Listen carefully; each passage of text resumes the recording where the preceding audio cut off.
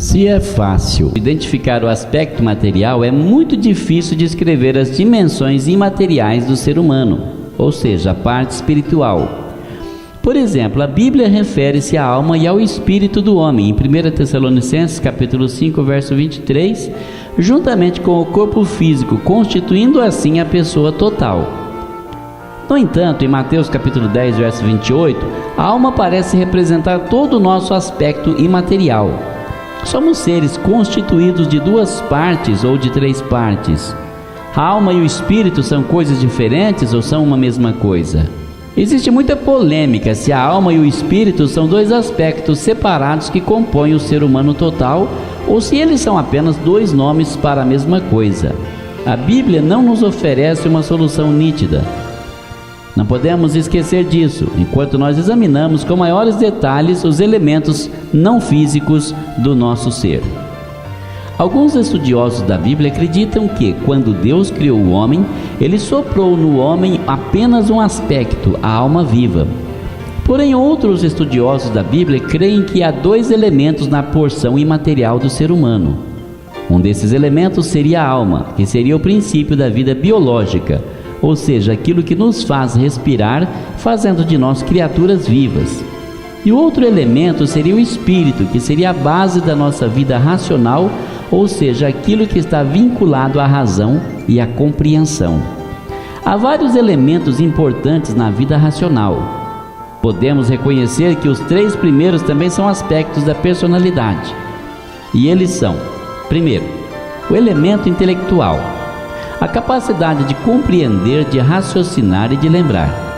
Segundo, o elemento emocional, a capacidade de sentir, de ser afetado por aquilo que a pessoa sabe ou experimenta. Terceiro, a vontade, a capacidade de escolher, de resolver e de tomar decisões. Quarto, a consciência, o conhecimento do próprio eu em relação a algum padrão conhecido de certo ou errado na sociedade. Em nosso estudo sobre a natureza de Deus, na primeira lição, nós podemos aprender que fomos criados com os ingredientes básicos da personalidade: o intelecto, as emoções e a vontade. Essas qualidades nos capacitam a comunicarmos com Deus e com as outras pessoas de uma maneira responsável e significativa. Paralelamente ao nosso ser físico, esses elementos imateriais nos capacitam a viver como seres totais, seres completos. Nós subjugamos o nosso meio ambiente, retirando do mesmo o que necessitamos para viver. Aprendemos a trabalhar harmoniosamente com outras pessoas em circunstâncias sociais. E, acima de tudo, quando nos convertemos, procuramos agradar ao nosso Criador, o qual providenciou tudo quanto era necessário para termos uma existência útil no mundo e a própria salvação eterna. Nossa vontade e nossa consciência são elementos muito importantes do aspecto moral de nosso ser não físico ou imaterial, conforme vamos ver na próxima sessão desse nosso estudo, os aspectos morais.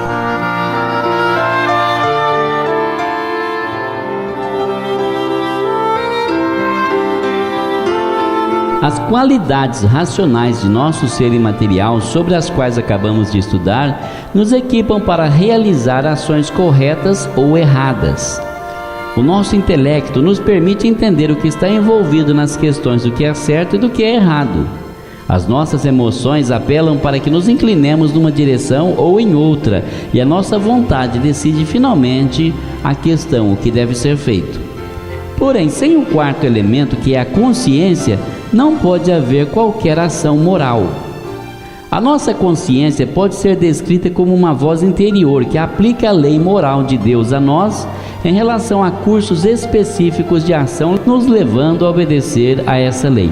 A fim de entendermos mais claramente a natureza desse poder moral, vamos considerar agora a consciência e também a vontade, no que elas estão vinculadas às nossas ações.